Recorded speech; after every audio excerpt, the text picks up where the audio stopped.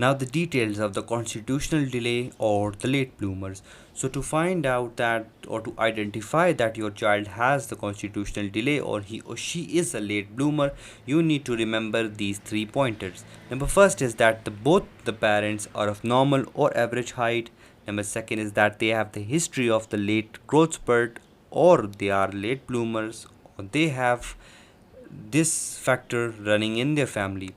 And the number third is that your child has born age less than chronological age. So to find out the number third, you need to have an X-ray that will tell you the born age of your child.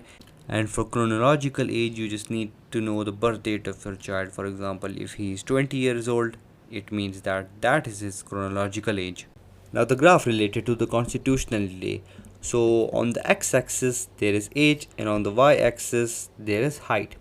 Now to have a normal height, your child should have his curves plotted in between the 97th percentile and the 3rd percentile. 3rd percentile is the lower limit and 97th percentile is the upper limit and 50th percentile is its average. Now your child, being a constitutional delay patient, will have his growth chart plotted below the 3rd percentile, which is that is why he is very short heighted. So you can see that it is a parallel curve at first, but after a certain age, for example at puberty, he has a growth spurt and you can see the upward going curve above towards the 50th percentile and then it crosses from the 50th percentile above it. This shows a growth spurt.